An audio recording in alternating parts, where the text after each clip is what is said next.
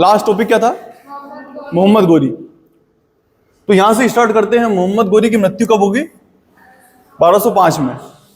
लगभग 1205 में मगरिब की नमाज पढ़ रहा था वो, और उसकी खोखरों ने आके क्या कर दी? गर्दन काट दी। उसका कोई उत्तराधिकारी था नहीं। इनको बोल के आओ कि मेरे को आवाज आ रही है इनके खेलने की। उनका कोई उत्तराधिकारी नहीं था। तो जब किसी का कोई उत्तराधिकारी नहीं होता है, ये तुर्की अमीरों की विशेषता थी कि तुर्की अमीर अपने जो दास थे उनका बड़ा सम्मान करते थे। आप जब आधुनिक भारत पढ़ोगे ना, तो आपको यह चीज समझ में आएगी कि आधुनिक भारत में जो यूरोपियंस है वो दासों को बहुत बुरी तरीके से रख रहे हैं। इतनी बुरी तरीके से कि जब वो दासों को अमेरिका लेके जाते थे काम करवाने के लिए, तो 40% दास भूख के मारे मर जाते थे। इतनी बुरी स्थिति थी। पर तुर्की अमीरों की विशेषता है कि वो अपने दासों का बहुत सम्मान करते हैं, अपने बच्चों से का पालते हैं उनको। उसके कारण क्या होता है, कभी अगर उनका पुत्र नहीं होता है तो अपना उत्तराधिकारी किनको बना देते हैं? अपने दासों को। यहां तक बात आ रही है समझ में? तो ये भी यही कर रहा है। गोरी क्या कर रहा है कि इसका क्योंकि कोई उत्तराधिकारी नहीं है खून के रिश्ते वाला, इसलिए ये अपने दासों को उत्तराधिकारी बना रहा है। जिनमें कुछ लोग मुख्य हैं। एक है नसरुद्दीन कुवाचा, ताजुद्दीन एल्दोज, कुतुबुद्दीन ऐबक और बख्तियार खिलजी। मैंने जब आप लोगों को पढ़ाया था तराइन का सेकंड युद्ध, तब मैंने बताया था कि कुछ लोग बहुत इंपॉर्टेंट सेनापति हैं जो इसके साथ में आ रहे हैं, जिनका बड़ा योगदान है इसको युद्ध जिताने में, गोरी को। यहां तक समझ में आया आप लोगों को? अपन इनको पढ़ेंगे, कुछ ना कुछ इनका योगदान भी है। ये मैप है इंडस सिविलाइजेशन का। पर अपने को इंडस सिविलाइजेशन के बहाने ये चाहिए कि कहीं ना कहीं आपको पता चल रहा होगा कि ये भारतीय प्रायद्वीप के पश्चिमी भाग का चित्र है। समझ में आ रहा है? लास्ट में आपको समझ में आया क्या बोला मैंने? अभी क्या बोला मैंने? आपका ध्यान कहां पे है? सिर्फ अटेंडेंस लगवाने के लिए अगर आप लोग आते हैं तो यकीन मानिए आना छोड़ दीजिए, कोई समस्या वाली बात नहीं है। यह दरवाजा खुला हुआ है आप लोगों के लिए हमेशा, जाने के लिए भी आने के लिए भी। समझना इस बात को। बस आप मेरे से फिर कोई अपेक्षा मत पालना अपने लिए, ठीक है? समझ में आ रहा है मैप? ये कहीं ना कहीं कश्मीर है, कश्मीर का क्षेत्र है, और ऐसे करके ऐसे कहीं ना कहीं बन रहा होगा भारत। ऐसा ही है। ये पाकिस्तान का है, और यहां से कुछ अफगानिस्तान है ऊपर की तरफ, और ये ईरान है। आ रहा है ध्यान में कुछ कुछ? ऐसे अब थोड़ा ज्यादा अच्छे समझ में आ रहा होगा। जब गोरी मरा तो जो चारों उत्तराधिकारी हैं उन्होंने क्या करा? भारत के क्षेत्र को बांट लिया। होता है ना, पिता की मृत्यु के बाद में बच्चे बांट लेते हैं। अब बच्चे हैं नहीं, तो जो इसके मेन क्या बोलेंगे कि इसके बहुत ज्यादा प्रिय दास हैं, उनमें पूरा देश बढ़ जाएगा। ये तो दक्षिण का भाग है, सिंध। ये सिंध किसको मिल गया? तो कुवाचा को मिल गया, नसरुद्दीन कुवाचा।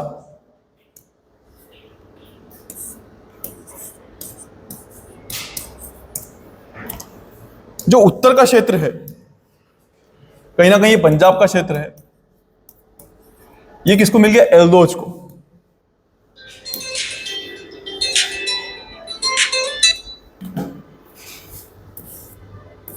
एल्दोज।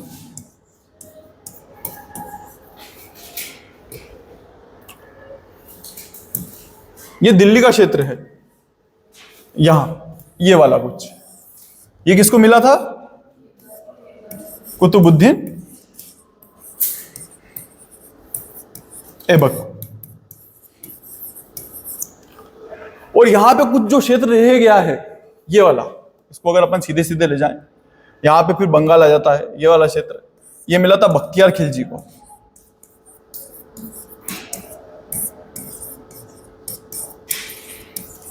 कुल मिला के उत्तराधिकारियों ने बांट लिया है पूरे क्षेत्र को। यहां तक कोई डाउट है? कभी पूछे तो अपन लोग बता सकते हैं कौन सा क्षेत्र किसको मिला था। मतलब मानिए ना, अगर मैं अभी मेरे को कुछ हो जाए तो मेरा कौन है उत्तराधिकारी?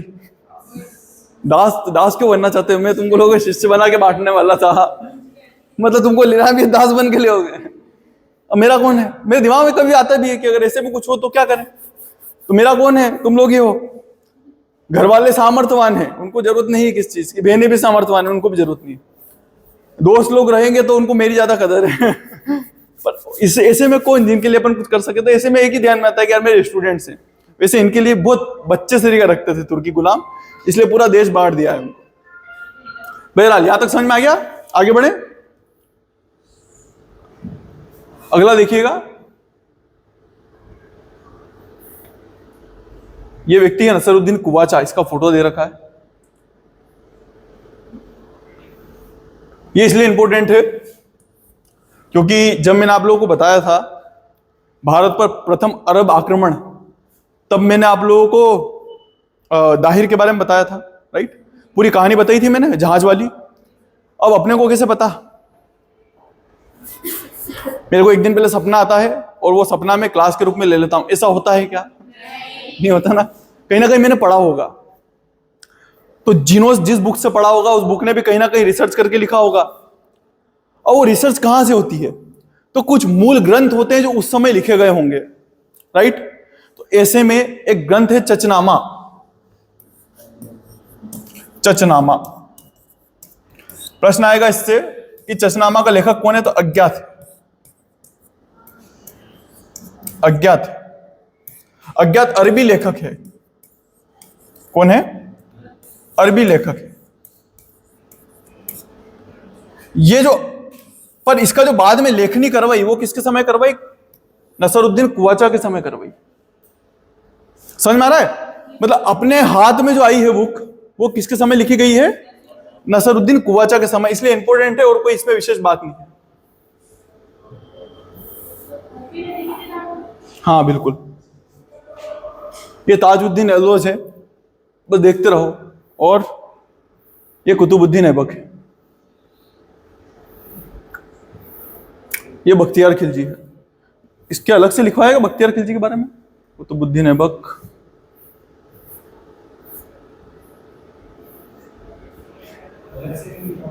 वही है ना? ठीक।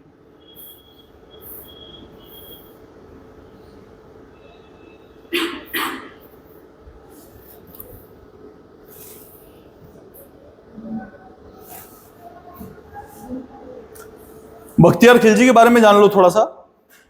4 लोग हैं, एक के बारे में बता दिया मैंने, कुवाचा। दूसरा बख्तियार खिलजी बहुत इंपॉर्टेंस रखता है क्योंकि बहुत सारे लोग इसको कंपेयर करते हैं अलाउद्दीन खिलजी से। उसका और इसका कोई लेना देना नहीं है दूर दूर तक। बख्तियार खिलजी का ऐसा हुआ कि वो पूर्व का क्षेत्र था उसका, तो आक्रमण करने के लिए गया। वहां के जो शासक थे उन्होंने क्या करा कि जब इसके आक्रमण की सूचना मिली कि कोई बख्तियार खिलजी है, रोनते हुए आ रहा है और शासन करेगा, तो वहां का जो राजा था बिहार और बंगाल का, वो महाऐन्द्रिक यज्ञ करने लग गया। मतलब उसका यह था कि यज्ञ करूंगा तो इस ऐन्द्रिक यज्ञ से क्या होगा? शांति आ जाएगी और जो आक्रमणकारी वो आएगा ही नहीं। ऐसा होता है क्या? नहीं हुआ। आक्रमणकारी आया, उसने हराया इसको। पर जो बख्तियार खिलजी था उसने इसको हरा तो दिया शासक को, पर कहीं ना कहीं बीमार हो गया बहुत ज्यादा यात्रा करने से।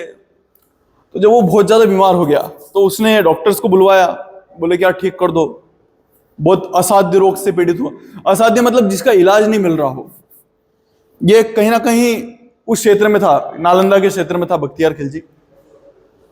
तो इसने बड़ी कोशिश करी, इसके साथियों ने बहुत कोशिश करी कि बख्तियार खिलजी को बचा लें, बच ही नहीं पा रहा था।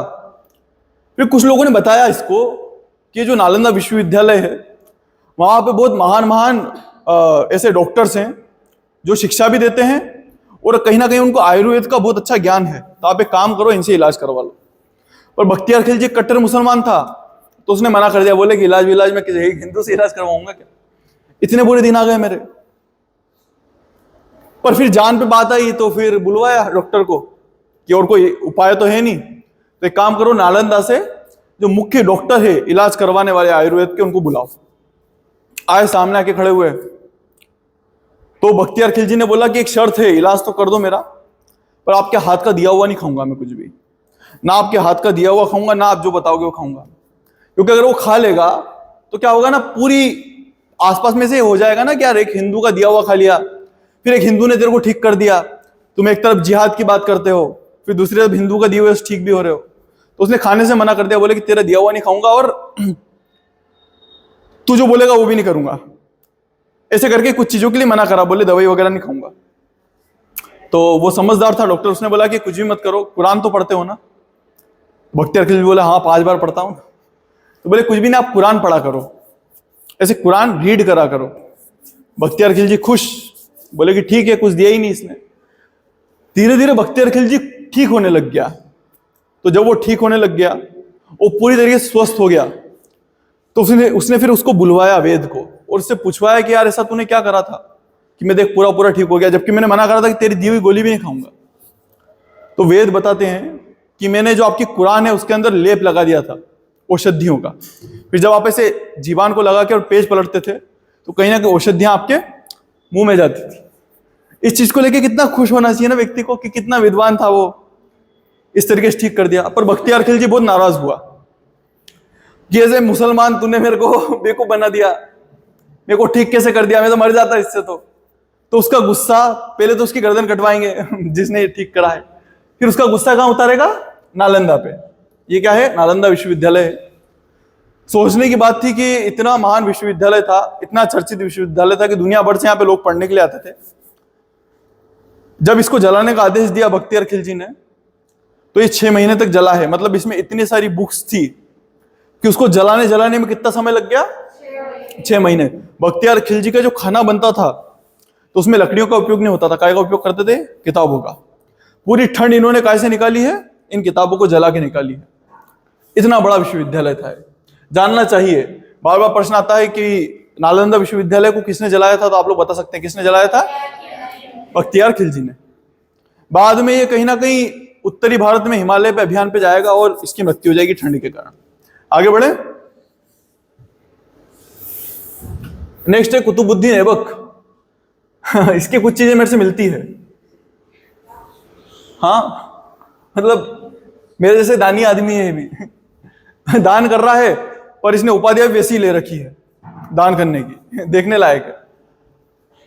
ये इसकी उपाधियां हैं, क्या है, उपाधि। उपाधि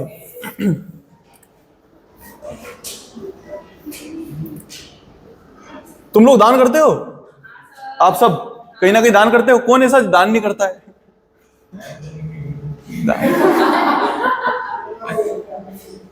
दान जरूरी थोड़ी कैसे छोटा मोटा ही, अपने एक रोटी लेके आया, आधी बांट दी, दान ही है। अनजाने में नहीं करना भाई, अनजाने वाले दान करने वाले थोड़ी होते, क्या वो तो भूल चूक होती है। सबसे बड़ा दानी तो भरत ही है, दानी बताता थोड़ी क्या है, क्यों। गुप्त दान तो ये गुप्त दान ही करता, इसलिए इसने मुंह छुपा रखा है इसका। ये इसने तो बनाई है पीपीटी, क्यों, ये भी दानी है। इन विद्यार्थियों के लिए दानी तो है। बहरहाल आप सभी दान करते हैं, पर ये थोड़ा ज्यादा दान करता है। इसने अपनी उपाधियां भी उस हिसाब से रखवा ली है। इसकी एक उपाधि है लाख बख्श, मतलब लाखों का दान करने वाला। तुमने करा है लाखों का दान? इसका मतलब क्या होता है, लाखों का दान करने वाला, लाखों रुपए का दान। इसकी नेक्स्ट उपाधि पील बख्श, मतलब हाथियों का दान करने वाला। इसने करे होंगे इसलिए लिखवा है उसने, पील बख्श मतलब हाथी का दान करने वाला, हाथियों का दान करता है। फिर इसकी एक उपाधि हातिम दिती। आप लोगों ने एक सीरियल देखा है हातिम, बचपन में आता था, ये उससे ही तुलना कर रहा है। हातिम की विशेषता थी कि वो बहुत सरल स्वभाव का व्यक्ति था, लगातार लोगों के भले के लिए काम करता था। तो इसका ये कहना है कि मैं भी कुछ ऐसा ही हूं, लाखों का दान कर रहा है। तुम में से भी कोई ऐसा बनो बेटा, मतलब कुछ सीख लो, इतिहास से सीख लेने के लिए तो इतिहास पढ़ते हैं हम। तुम भी कोई सीख लो, इतने अमीर हो जाओ कि लाखों का दान कर सको, कि गुरुजी आपने कभी पढ़ाया था मेरे को, ये 1 करोड़ रुपए रखो। ऐसा कुछ करो यार। तो 2 उपाधियां समझ में आई, हातिम दिती समझ में आया। हातिम तो मेन कैरेक्टर है, इसने बोला मैं हातिम दिती हूँ, सेकंड हातिम हूँ, बिल्कुल उसके जैसा, जैसे तुम खुद को शक्तिमान कहते हो ना, वैसे कुछ। एक और इसकी उपाधि कुरान ख्वा। ये कुरान बहुत अच्छी पढ़ता था, ऐसे गाने के रूप में। तो इसकी उपाधि क्या हो गई, कुरान ख्वाह। ऐसे आप लोग भी एक दूसरे को दे सकते हो उपाधियां, अगर ऐसी कुछ हो तो। समझ में आ गई इसकी उपाधियां? आगे बढ़े। क्या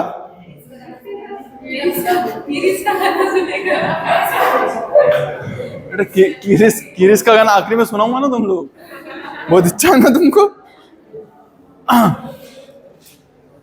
कुतुबुद्दीन ऐबक, देखो जगह समझ गए ना। कुवाचा किधर गया था? सिंध में। एल्दोज किधर गया था? तो पंजाब में, पाकिस्तान के पंजाब में। हमको मतलब कहां से है? दिल्ली वाले क्षेत्र से मतलब है। कुतुबुद्दीन ऐबक पहला शासक है गुलाम वंश का। इसकी विशेषताएं लिखते जाना। गुलाम वंश का प्रथम शासक। एक विशेषता क्या होगी? गुलाम वंश का प्रथम शासक। ये कलर बहुत बेकार है यार। गुलाम वंश का, वाह यार, हाँ, प्रथम शासक है। एक तो ये प्रश्न आता है कि गुलाम वंश का पहला शासक कौन था? तो कुतुबुद्दीन ऐबक पहला शासक था।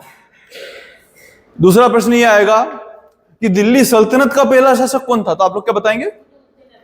बोलो बेटा, कुतुबुद्दीन। पर वास्तविक शासक पूछे तो बताओगे क्या? वास्तविक नहीं है ये। वास्तविक कौन रहेगा? इल्तुतमिश। ये शासक है। अच्छा, वास्तविक इसलिए नहीं है क्योंकि कहीं ना कहीं इसने घोषणा नहीं करवाई है। एक घोषणा करवाते हैं ना कि हाँ मैं राजा हूं आज से, वैसी घोषणा नहीं करवा रखी है, इसलिए वास्तविक नहीं है। घोषणा करवाएंगे, फिर बाद के शासक है वो खुतबे में इसका नाम पढ़ेंगे, तब वास्तविक कहलाता है। अपने को कैसे पता है वास्तविक नहीं है? तो फिरोज शाह तुगलक ने खुतबा पढ़वाया, उस खुतबा में जितने भी शासक थे उनके नाम पढ़वाए, इसका नाम ही नहीं लिया। मतलब इसकी आत्मा रोती हुई ऊपर से कि कितनी बुरी बेइज्जती करी है इसकी। इसके बाद के सारे शासक हैं, इसके पहले के भी शासक हैं, इसका ही नाम नहीं है बस। तो अपमान है इसका। बहरहाल बस इतना समझते रहिए कि अपने को पता है फिरोज शाह तुगलक का खुतबा, इसका नाम नहीं होना। इसलिए मैंने बोला गुलाम वंश का पहला शासक है और दिल्ली सल्तनत का पहला शासक है, पर वास्तविक शासक नहीं है। अच्छा, एक और इसकी खासियत ये रही कि इस व्यक्ति ने जो ये वाला चल जाए, इस व्यक्ति ने जो राजधानी बनाई है ना, वो राजधानी इसकी लाहौर है। राजधानी क्या है? लाहौर। ये ध्यान में रहेगा। ये इसमें से दो बहुत ज्यादा बेसिक से इंपॉर्टेंट क्वेश्चंस हैं, अपने को ध्यान में रखने चाहिए। अच्छा, इसने और क्या करा? यहां दिल्ली में आके बैठा, इसको डर था बाकियों से कि बाकियों से व्यवहार ना खराब हो जाए, तो इसने कुछ राजनीतिक संबंधों को कायम बदल दिया। व्यवहार मतलब शादी से रिलेटेड संबंधों में, वैवाहिक संबंधों में वैवाहिक संबंध बनाए। मतलब मान लो कि मैंने कब्जा करा भी कॉलेज पे, ठीक है। अब हम 4 लोग थे कब्जे करने वाले। हमको एकदम, जो हमारा मालिक था वो तो मर गया, अब उस मालिक ने हमको बांट दिया कॉलेज। हमको यकीन भी नहीं हो रहा कि हमारे पास में इतना बड़ा कॉलेज है। अब हमको तुम लोगों पे शासन करना है, हम 4 लोगों को, मैं, भरत और ये क्या बोलते हैं कृष्ण, कान्हा और गोपाल, हम 4 लोगों को। रोहित को भी ले लो। नहीं, तुम लोगों ने ले रहे, तुम तो प्रजा हो, प्रजा हो, प्रजा। तो हम लोग, अरे यार ताकतवर लोग ठीक है बेटा शासन करने के लिए, तो हम लोग शासन कर रहे हैं, ठीक है। अब क्या होगा कि उत्तराधिकारी बांट दिया कि ये वाला जो एरिया है वो किसका है? भरत का है। ये वाला एरिया मेरा हो गया। उस साइड वाला जो एरिया है वो रोहित का हो गया। उस साइड वाला आखिरी वाला गोपाल का हो गया। बांट दिया। बाकी बची हुई जगह और कृष्णा बच गया ना बाहर, बेटा मैदान। तू रनिंग कर लेना, तू रनिंग कर लेना। ऐसे बांट दिया हम लोगों को। अब कहीं ना कहीं डिस्प्यूट तो होगा छोटी छोटी चीजों के लेके, जैसे कोड़ने वाली क्लास किसकी? अच्छा, वो तुमने वो देखा है क्या बोलते हैं खेल वाला, वो स्पोर्ट्स रूम। अब स्पोर्ट्स रूम इस गली में भी आ रहा है, उस गली में भी आ रहा है, किसका मानेंगे? हमारे बीच में झगड़े तय हैं। अब कुतुबुद्दीन ऐबक डरता है इन सब झगड़ों से। मैंने बोला ना, इतना ज्यादा वो नहीं है, वो मतलब दम वाला आदमी नहीं है, वो प्रसार करने की भी इतनी कोशिश नहीं करेगा। तो अब मेरे को ये चाहिए कि मैं इन लोगों को समझौता कर लूं, कहीं ना कहीं व्यवहार बना के रखूं। व्यवहार कभी भी राजाओं में बातों से नहीं बनता, ये चीज ध्यान रखना। मैंने आपको आके बोला कि अपन दोस्ती से रहेंगे, पीठ पीछे सेना भेज दी, क्या कर लोगे? व्यवहार का ऐसा बनता है राजाओं में, रिश्तों से, शादियों से। शादी करोगे तो व्यवहार रहेगा, नहीं तो बिगड़ जाएगा। तो मैं क्या करता हूं कि हम लोग मिलके तय करते हैं कि अपन आपस में क्या कर लेंगे, शादियां करवा लेंगे। ऐसे कुछ शादियां हो रही है जो कुतुबुद्दीन ऐबक करवा रहा है। जैसे खुद जो है स्वयं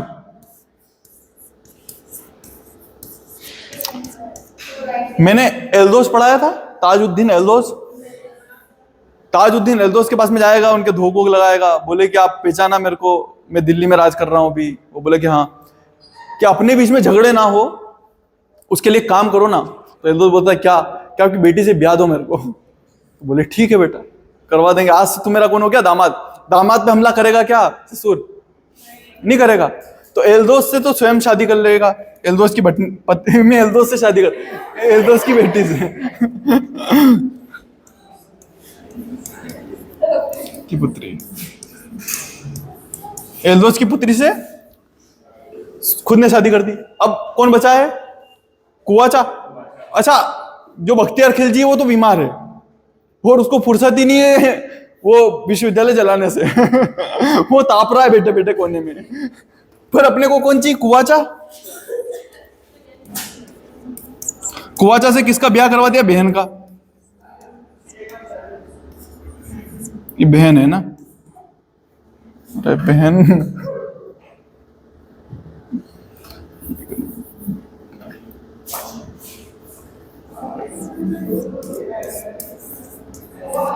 किसका ब्याह करवा दिया, बहन का। अब एक व्यक्ति बचा है जो बहुत ज्यादा इंपॉर्टेंट है, उसका नाम है इल्तुतमिश। अब इसके दिमाग में एक उभरता हुआ व्यक्ति है, अगर कभी ये लोग दिक्कत पैदा करें तो एक ताकतवर व्यक्ति मेरे साथ में रहे। उसका नाम क्या है, इल्तुतमिश। तो इल्तुतमिश से किसकी शादी करवा देगा, अपनी बेटी की। क्या लिख दूं,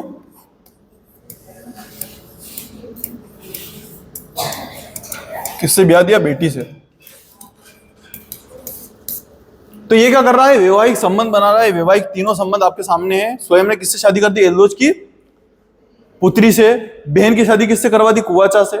बेटी की शादी किससे करवा दी, इल्तुतमिश से। यहां तक समझ में आया, कोई डाउट तो नहीं है।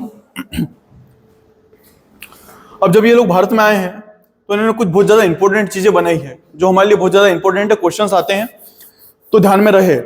जैसे कुतुब मीनार, कुतुब मीनार से सीधे सीधे प्रश्न ये आता है कि कुतुब मीनार किसने बनवाना चालू करा था। तो आप लोग क्या बताओगे, क्या बताओगे, ध्यान में आ रहा है। पर प्रश्न से आएगा कि कुतुब मीनार किसके नाम पर है, फिर आप लोग गलत कर दोगे, क्योंकि कुतुब मीनार, कुतुबुद्दीन ऐबक एक जैसे नाम लगते हैं। तो अपने दिमाग में आता होगा कि कुतुबुद्दीन ऐबक नहीं बनवाई होगी तो उसी के नाम पे बनवाई होगी। अरे भाई, तुम लोग अगर कोई चीज बनवाते तो तीसरे के नाम पे बनवाते क्या। तुम्हारी दुकानों के नाम पे, खुद के नाम पे ही रहते हैं, या भगवानों के नाम पे ज्यादा से ज्यादा। तो जो कुतुबुद्दीन ऐबक है, वो जो कुतुब मीनार बनवा रहा है, वो खुद के नाम पे नहीं बनवा रहा है। ये कुतुब मीनार बताते हैं आप लोगों को, ये कुतुब मीनार है आपके सामने। और ये कुतुब मीनार बन रही है बख्तियार काकी के नाम पे। सूफी संत है, इनका नाम है बख्तियार काकी। और काकी इसलिए बोलते हैं इनको प्यार से क्योंकि ये क्या करते थे कि गरीब लोगों को भोजन करवाते थे,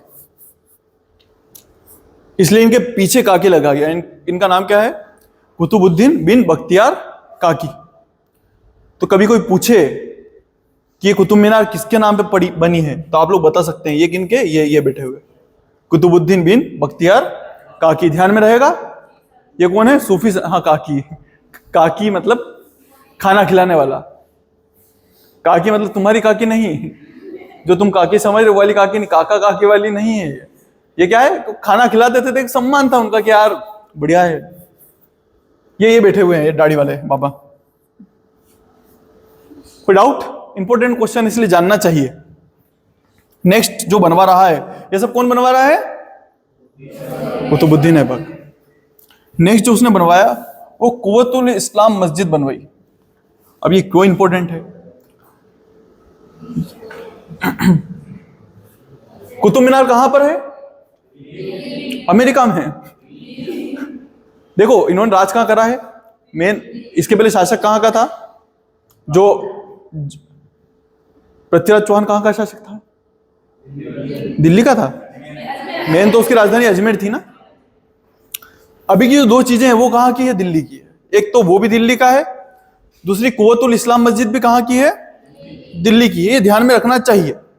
अब मैं आप लोगों को कुव्वतुल इस्लाम मस्जिद क्यों पढ़वा रहा हूं? ऐसे तो बहुत सारी चीजें करवाई होगी सर इसने, तो कुव्वतुल इस्लाम मस्जिद क्यों पढ़वा रहे हो? वो तो जो आप देख रहे, अब इसके पहले जो देखा है ना आपने, ये कभी जाइएगा, यहाँ पे जाना चाहिए, सबको देखने के लिए जाना चाहिए। कुतुब मीनार के जस्ट पास में कुव्वतुल इस्लाम मस्जिद भी है। आप जब यहाँ पे इसका बरामदा देखेंगे, प्रांगण, तो प्रांगण में आपको छोटी छोटी मूर्तियां नजर आएगी। वो मूर्तियां इसलिए कि लगभग 50 के करीब जैन और हिंदू मंदिरों को तोड़ा था, क्योंकि इस्लाम में मनाही थी मुंह दिखाना, तो उनके मुंह को घिस दिया था, पर पूरी तरीके से घिसा ही नहीं, पता चल जाता आकृति है। ऐसे करके इनको बनाया गया था, अपनी तरफ से कोई मेहनत नहीं थी। उन टूटी हुई चीजों को, जो उसके भग्नावशेष थे, उसी को लेके खड़ा कर दी मस्जिद और ये मीनार, उसको क्या बता दिया कि हमने बनाया है ऐसे करके। तो ये एक जमाने की दास्तां है कि यार इतने, सोचिए ना यार, 50 मंदिर टूटे होंगे, 50 मंदिर टूटे होंगे, तो वहां पर जो पुजारी थे उनका क्या हाल हुआ होगा, वहां के जो भक्त थे उनका क्या हाल हुआ होगा, वहां की देवदासियां थी उनका क्या हाल हुआ होगा, जो वहां पल रहे थे, जिनकी रोजी रोटी उससे चलती हुई, उनका क्या हाल होगा, जानना चाहिए। बहरहाल ये देख ली। सेकंड ये है कुव्वतुल इस्लाम मस्जिद, हमारे लिए कंपटीशन के हिसाब से इसलिए भी इंपॉर्टेंट रखती है, व्यवहारिक रूप से रखती है कि हमको पता रहे कि ऐसा भी हुआ है भारत में कभी, कि कुछ लोगों ने 50 मंदिर तोड़ दिए और एक मस्जिद खड़ी कर दी। इस मस्जिद की विशेषता है कि इसके जो स्ट्रक्चर है, ये जो आप स्ट्रक्चर देख रहे हैं, भारत में पहली ऐसी मस्जिद है जो इस्लामिक स्ट्रक्चर पर बनी है। ये इस्लामिक स्ट्रक्चर है, ये गुंबद देख रहे हैं, ये इस्लामिक स्ट्रक्चर है। कहीं ना कहीं भारतीय झलक है इसमें, कहीं ना कहीं वो मीनारें बनाई होगी ऐसे करके, ऐसे नहीं, रुको कैसे रहता है वो, ऐसे ऐसे, फिर ये ऐसे करके ऐसे, चारों तरफ है ना, रहता है ना ऐसा मस्जिद के आसपास में, वो इस्लामिक स्ट्रक्चर का नमूना है। क्या ये भारत की पहली मस्जिद है? हाँ क्या ना? नहीं, इसीलिए तो कंफ्यूज हो गए, इसीलिए तो बता रहा हूं मैं। इस्लामिक स्ट्रक्चर से पूछे तो पहली मस्जिद है, हाँ इस्लामिक स्ट्रक्चर से पहली मस्जिद है, पर क्या भारत की पहली मस्जिद है? नहीं। इसके पहले आपको केरल में और दक्षिण भारत में मस्जिदें मिलेगी जो इससे ज्यादा पुरानी है, पर उनका जो स्ट्रक्चर था पूरा कैसा था? भारतीय था, भारतीय शैली पे बनी हुई मस्जिदें थी। आगे बढ़े, ये 2.5 दिन का झोपड़ा है। मतलब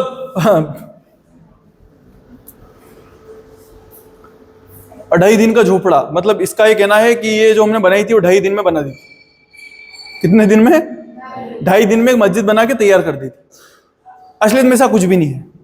हुआ क्या था कि जब मुस्लिम सेनाएं, ये अजमेर में है, जब मुस्लिम सेनाएं अजमेर में आई और उन्होंने विग्रह राज का एक संस्कृत विश्वविद्यालय देखा, तो उनसे सहन नहीं हुआ। बोले विश्वविद्यालय पढ़ाई वढ़ाई का क्या लेना, आक्रमण करो, लोगों को मारो करो, उसमें मजा आता था उनको। तो संस्कृत विश्वविद्यालय को तोड़ा। ये किसने बनवाया था? विग्रह राज ने। ये दिख रहा है आपको पढ़ाते हुए? ये संस्कृत गुरुकुल था, विश्वविद्यालय था, संस्कृत की शिक्षा होती थी। ये बनवाया किसने था? विग्रह राज ने। विग्रह राज कौन है? चौहान शासक है, विग्रह राज चतुर्थ। बाद में इसी की कुछ चीजें हटवा के, मतलब ये मूर्तियां तोड़ दी, ये लिखे हुए लेख तोड़ दिए। अभी भी आपको हरिकेल नाटक नजर आएगा इस पे लिखा हुआ विग्रह राज का, पर ज्यादातर चीजें तोड़ के, ये सब ऐसे जो मूर्तियां थी वो तोड़ के, और क्या बोल दिया कि हमने 2.5 दिन में क्या बना दी?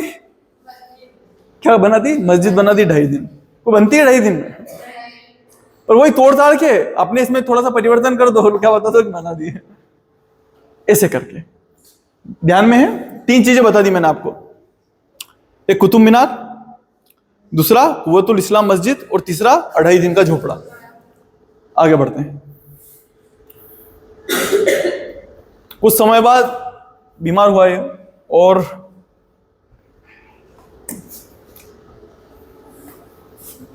लगभग 1210 में क्या हो गई? इसकी मृत्यु हो गई, कुतुबुद्दीन ऐबक की। कुतुबुद्दीन ऐबक के बाद में इसका उत्तराधिकारी कौन बना? उसका बेटा। इसका नाम क्या था? आराम शाह। आराम शाह आराम ही करता रह गया। आराम शाह कितने में बना था? 1210 में। और इसकी मृत्यु भी कब हो गई? कैसे हो गई? तो जो कुतुबुद्दीन ऐबक है उसकी राजधानी क्या थी? लाहौर। और जो दिल्ली के अमीर थे वो लोग क्या चाहते थे कि हमारा राजा कौन बने? दिल्ली का कोई बने।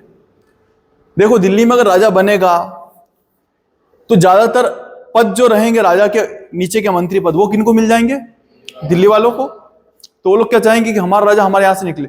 आपके इधर से भी होता है ना कि जो सरपंच रहे वो हमारे गांव का रहे, होता है ना ऐसा। वैसे ये लोग भी चाहते हैं कि जो शासक रहे हमारे क्षेत्र का रहे। तो दिल्ली वाले किसको बुला रहे हैं? इल्तुतमिश को। और आराम शाह कहां का शासक है? लाहौर का। तो एक युद्ध होगा जद या जड़ का युद्ध। जद का युद्ध बोलते हैं इसको। इस युद्ध में कौन जीत जाएगा? इल्तुतमिश। और किसको मार देगा? आराम शाह को। अब हमको किसको पढ़ना है? इल्तुतमिश को।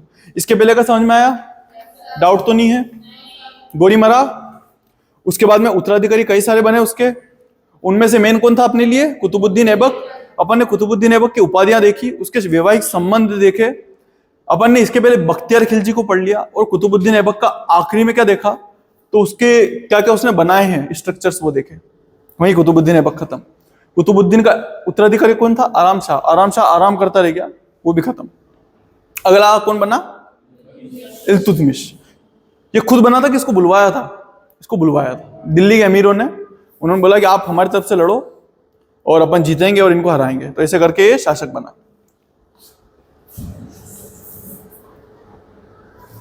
इल्तुतमिश। इसका समय देख लो कब से कब तक का है। 1210 से 1236। अपने लिए थोड़ा सा इंपॉर्टेंस रखता है क्योंकि ये दिल्ली सल्तनत का वास्तविक सुल्तान है या वास्तविक शासक है। वास्तविक क्यों है? क्योंकि एक तो फिरोज शाह तुगलक ने जो पढ़ा था खुतबा उसमें इसका नाम है। एक दिल्ली इसकी राजधानी है। भारत की राजधानी क्या है? दिल्ली। लाहौर तो नहीं है, होना चाहिए थी, मतलब अपना ही होना चाहिए था वो भी। बहरहाल बहस का मुद्दा है वो। पर इसकी राजधानी क्या है? दिल्ली। तो ये वास्तविक शासक है। शासक ये आपके सामने बैठा हुआ है। क्या नाम है इसका? इल्तुतमिश। यही है ना? ये एक और भी है, ये भी इल्तुतमिश है। अच्छे बनाए फोटो तो अच्छे लिए हैं। कहाँ गया भरत?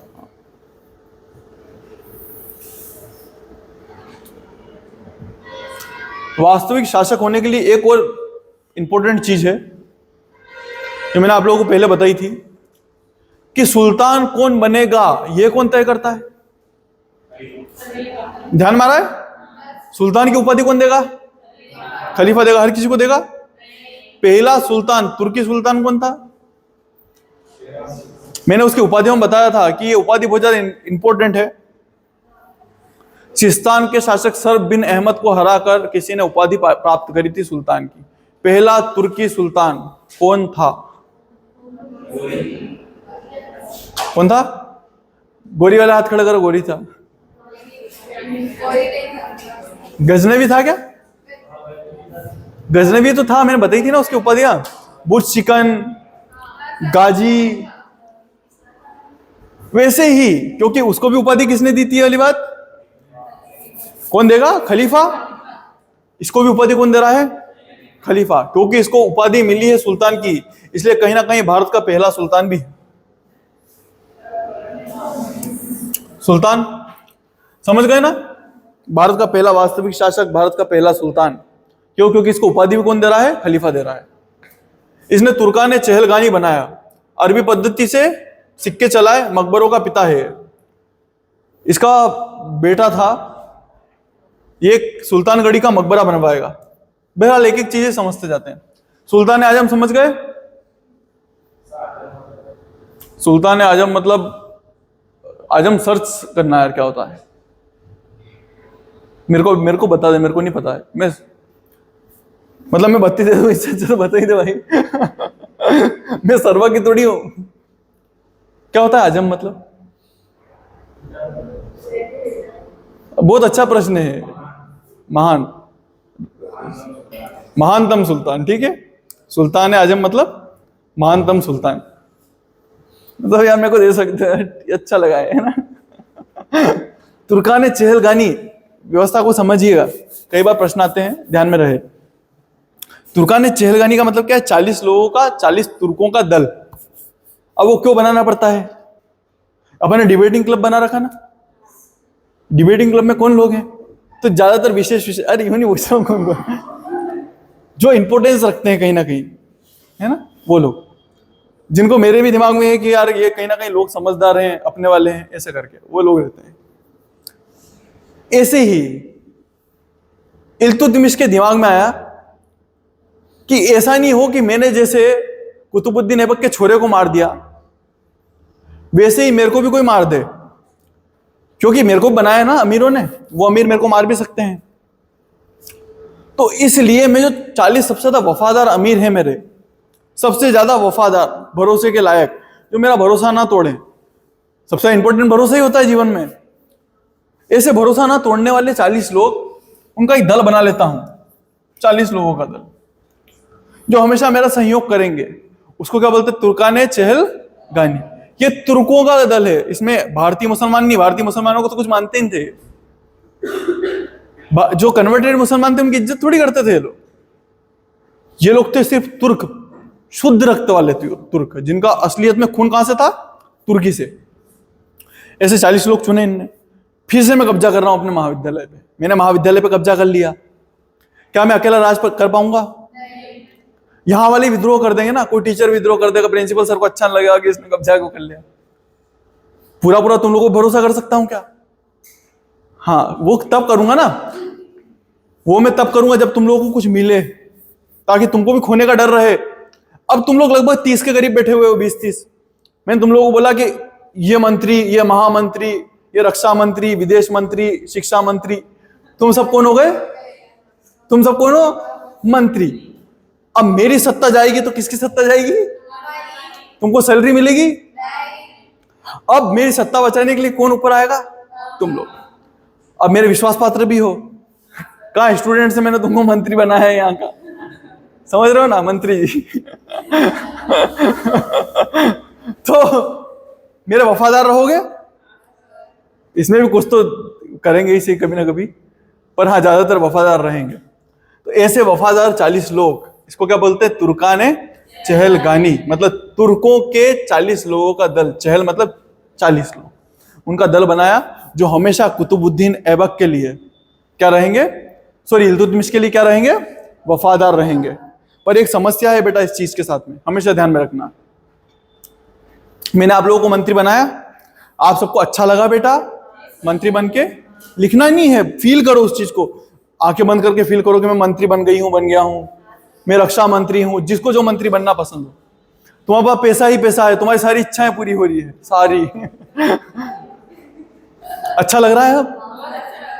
अब मेरे को एक बात बताइए कि मैंने तुम्हारे लिए इतना कुछ करा, तो तुम लोग मेरे को कभी धोखा दोगे? नहीं दोगे ना? पर तुम्हारी वफादारी मेरे साथ में है, जरूरी है कि मेरे बच्चों के साथ में भी रहे। तुम लोग तो यही बोलोगे ना कि सर बहुत अच्छे थे, मेरे जाने के बाद में, कि सर सच्ची में बहुत अच्छे थे यार, पर इनके बच्चे सर थोड़ी हैं, उनको हटा देते हैं ना, अपन बन जाते हैं ना। आएगा ना दिमाग में कभी ना कभी।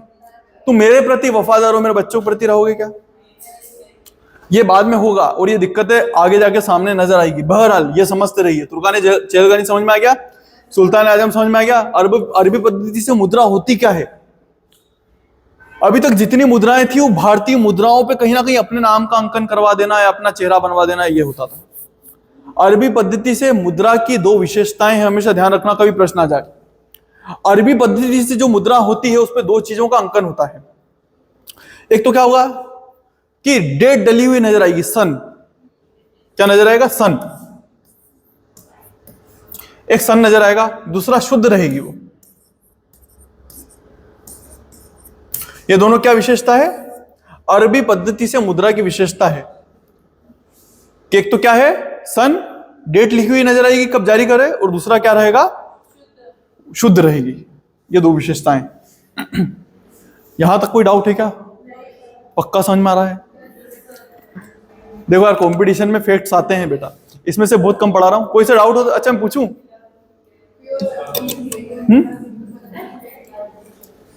मेरे को पूछना चाहिए ना आपसे बीच बीच में, ताकि मेरे को पता तो रहे। गोरी मरा तो गोरी ने कितने भागों में बांटा था अपने राज्य को? मतलब उसके गुलाम कितने गुलामों? चार। चारों के नाम कौन बता रहा है? एक एक नाम बता जाओ, यहां से इकट्ठे बता दो। पहले कौन था? नसरुद्दीन हुआचा। और कौन था? कुतुबुद्दीन ऐबक, बख्तियार खिलजी। एक और कौन बच गया?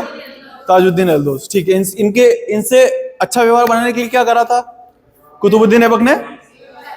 विवाह संबंध बनाए थे। अच्छा, कुतुबुद्दीन ऐबक की उपाधियां कौन कौन सी थी? तो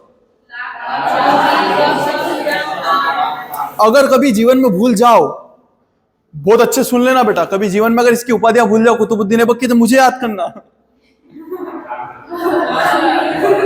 अरे हल्के में ले लो क्या? लाखों का। अरे तुम बता के दान होता है क्या? क्या पता मैंने करा हो। मुझे देखो एक बार। क्या काय की दे रहा है? काय की? हाँ, वो तो ऐबक दी थी मत दे यार, हातिम दी थी, दे देना। ओ फट्टू, तू ये चाहता है, सही सही बोल, तू ये चाहता है ना कि कोई मेरा खुतबे में नाम नहीं पढ़े, है ना? तो इसलिए कुतुबुद्दीन ऐबक बना रहा था मेरे को,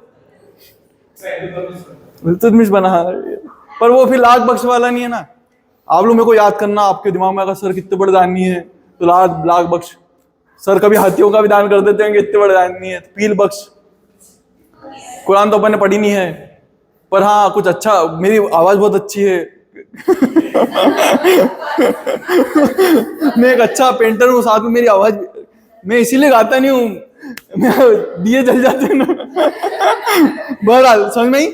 मकबरों का पिता इसलिए बोलते हैं कि इसने एक मकबरा बनवाया। आपने बहुत अच्छा करा यार वो मकबरा लगा के, वेरी गुड। क्योंकि मैंने आपको बोला नहीं था, पर आपने इस मकबरे का चित्र बनवाया। ये सुल्तानगढ़ी का मकबरा है। क्या नाम है इसका? सुल्तानगढ़ी का मकबरा। ये इसका पुत्र था, उस पुत्र की मौत पर इसने क्या बनवाया था? मकबरा बनवाया था। और ये मकबरे की विशेषता ये है कि ये भी क्या है? इस्लामिक पद्धति पर आधारित। तो इसको क्या बोलते हैं? इल्तुतमिश को मकबरों का पिता।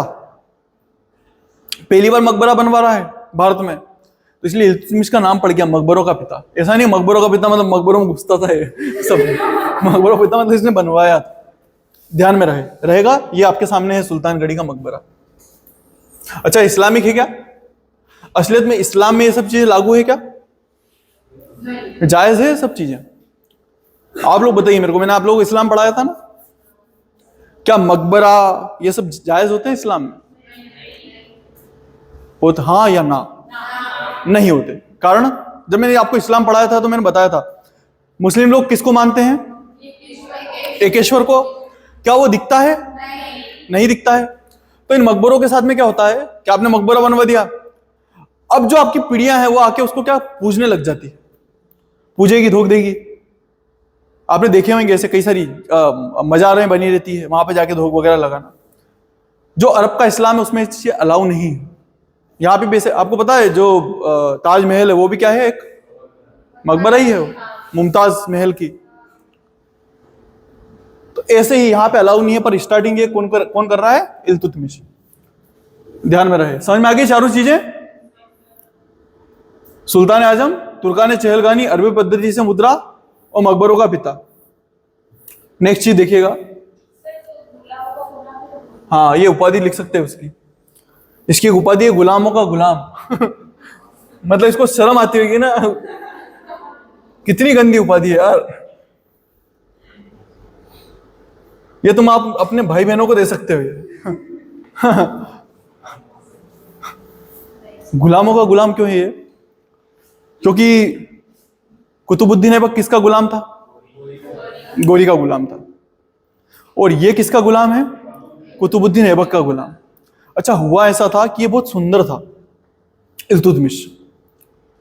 ये इतना सुंदर था कि इसके भाई बहनों ने इसे जलन के मारे इसको बेच दिया था। प्यारा सा होगा, सुंदर सा। भाई बहनों में ईर्ष्या रहती, देखा बचपने में?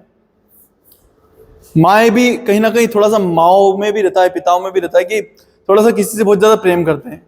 जैसे मेरे को कभी कभी बचपन में लगता था कि मेरी बहनों से इतना प्यार को करते हैं, मैं क्या पराया हूँ क्या, मेरे को लाए थे क्या कहीं से, मैंने क्या बिगाड़ा।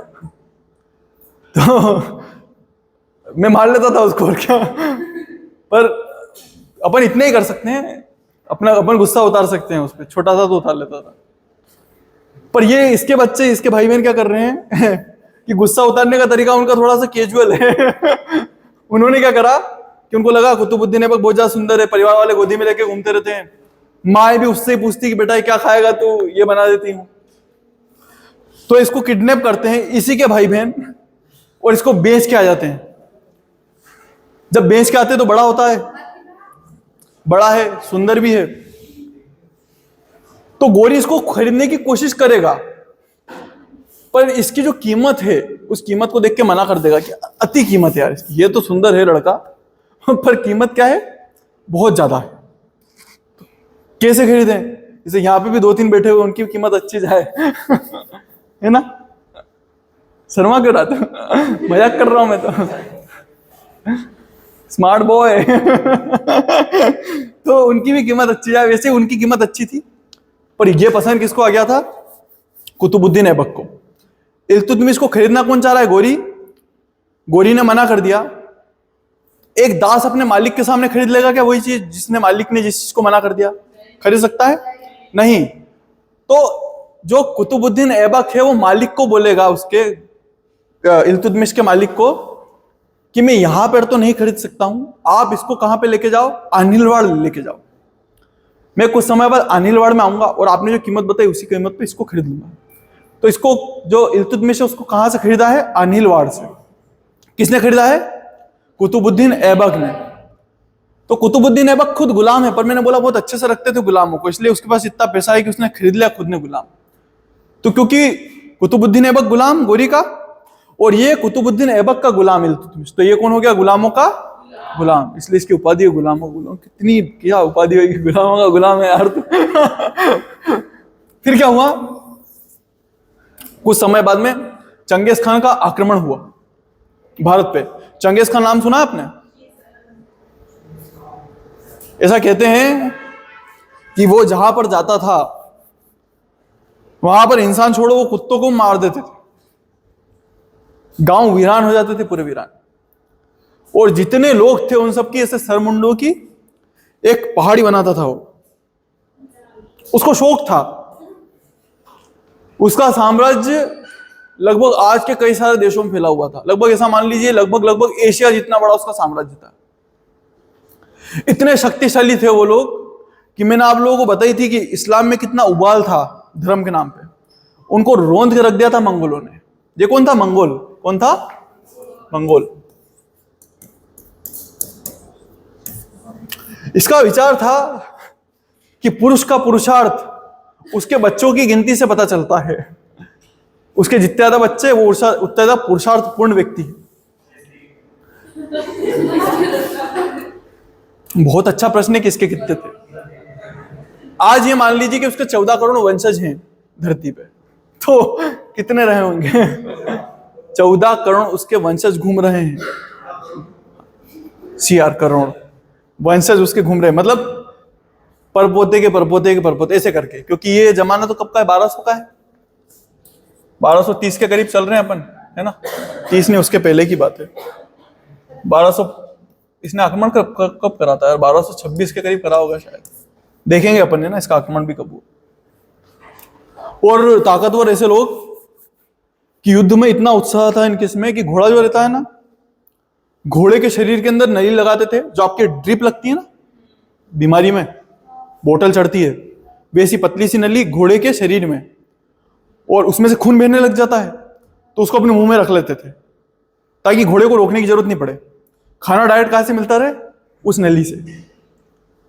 अरे घोड़ा रोकना पड़ेगा ना, नहीं तो खाना खाने के लिए घोड़ा रोकता ही था उनका। घोड़े पे सो जाते थे, युद्ध लड़ने के लिए भी घोड़ा रोकते थे वो। दोनों हाथों में हथियार, मुंह में लगाम रखते थे, ऐसे युद्ध लड़ते थे। तो सोचो ना, एक आदमी जिसके मुंह में लगाम है, दोनों हाथों में तलवारें हैं, और उसने मुंह में उस घोड़े का ही खून चूस रहा है वो। कितना भयंकर रहा होगा। कौन लड़ता होगा इनसे? ये लोग बिना घोड़े लगाम के, मतलब आपने तीर देखे हैं, तीर और धनुष, उसके लिए तो व्यक्ति को नीचे खड़ा होना पड़ता है ना, ये तीर धनुष भी घोड़े पे चला लेते थे, इतने महान थे। इसलिए इन्होंने बड़ा साम्राज्य जीता था। उसने आक्रमण करा, किस क्षेत्र पे करा? ख्वारिज्म पे। ख्वारिज्म के शाह पे आक्रमण करा। ख्वारिज्म मतलब कहीं ना कहीं कैस्पियन सी, मतलब मध्य एशिया के करीब पे आक्रमण करा, ईरान, इराक, उस क्षेत्र पे। अगर आप ख्वारिज्म के शाह होते और आपको पता होता, अगर आप ख्वारिज्म के शाह होते और आपको पता होता कि चंगेज खान आप पे आक्रमण करने के लिए आ रहा है, आपका पहला रिएक्शन क्या होता? मैंने क्या बोला अभी? हाँ बताओ मेरे को। हाँ, आप first row, second row, third row, fourth row वाले, आप दोनों बताओ मेरे को, क्या बोला मैंने आपको? कहाँ ध्यान है आपका? सब समझ में आ रहा है क्या? क्या समझ में नहीं आया? कहानी सुना रहा हूं, बढ़िया टीवी चल रही है, मुंह धो के आ जाओ बेटा। अगर किसी को समझ में नहीं आ रहा हो ना, या ऐसा लग रहा हो कि यार अटेंडेंस के लिए बैठे हुए, बढ़िया जाओ, मुंह धो के आओ। पानी है, पानी की व्यवस्था करवा दी, नल चल रहे हैं, यहां मिल जाएगा आपको। जो चल रहे हैं उनसे मुंह धो लो, ये तो बाहर से धो के आ जाओ, पर धो लो। मंगोलों को समझ लिया मंगोल कैसे होते हैं? अब मैं बता रहा हूं कि ख्वारिज्म के शाह पर आक्रमण करने के लिए आ रहे हैं मंगोल। अगर आप ख्वारिज्म के शाह होते और आपको पता रहता कि आज शाम को मंगोल आएंगे आक्रमण करने के लिए, मंगोलों में भी कौन, उनका जो हेड है चंगेज खान, वो आक्रमण करने के लिए आ रहा है। उसका साम्राज्य अथाह फैला हुआ है, उसके साम्राज्य में भी सूरज नहीं डूबता है। उसके साम्राज्य को फैलाने में सबसे ज्यादा योगदान पता है किसका? उसके पुत्रों का नहीं, उसकी पुत्रियों का है, लड़कियों का है। वो क्या करता है? अपनी लड़कियों की शादी करवा देता है सरदारों से, और जिन सरदारों से शादी करवाएगा उनको बोलेगा कि तुम आगे आगे पंक्ति में आके लड़ो। जो आगे आगे लड़ेगा उनको मरने का खतरा रहेगा, बिल्कुल रहेगा। तो उसके जमाई मर जाते हैं, मतलब क्या होता है, उन जो बच्चियां हैं उनके पति मर जाते हैं, आगे आगे लड़वाएगा तो। अब सारी सत्ता किसके हाथ में आ जाती है? बेटियों के। बेटियां तो मान नहीं रहती है पापा की, पापा यह काम करना है कि हाँ कर लूंगी ना पापा, ऐसा रहता है ना। इसलिए इसका साम्राज्य बहुत बड़ा था। बड़ा योगदान किसका था? उसका बेटियों का था। पापाओं को मत बताना बेटा तो अपने को चंगेज खान नहीं बनवाना। चंगेज खान आ रहा है शाम को, आप लोगों का क्या रिएक्शन रहता है वो जानना है मेरे को। क्या करते हैं आप लोग? हैं, लड़ लेगा?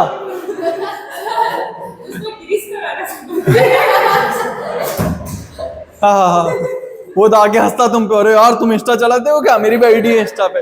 अरे बेटा वो चंगेज खान है यार, तुम्हारा पड़ोसी थोड़ी है।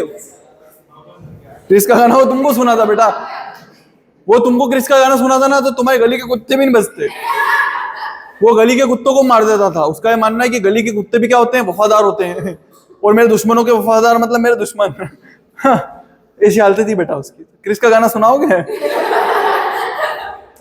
अब बताओ क्या करते?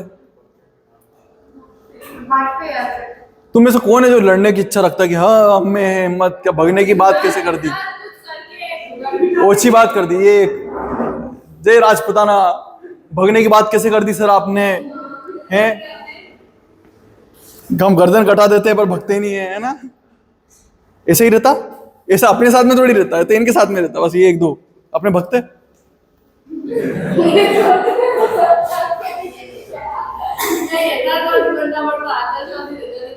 आप बताओ भगते कि नहीं भगते? अरे यार ये तो अपन सब तो भग जाते ना, अपन सब भगते बेटा। तो ये ख्वारिज्म का शाह भी क्या करा? भग गया। और भगने के और जाने तो फिर आ जाएंगे लड़ने के लिए।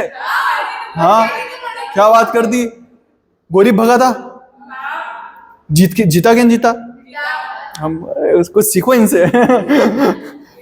ये किसके पास में जाएगा? कुतुबुद्दीन ऐबक के पास में, सॉरी इल्तुतमिश के पास में। कुतुबुद्दीन ऐबक नहीं, इल्तुतमिश।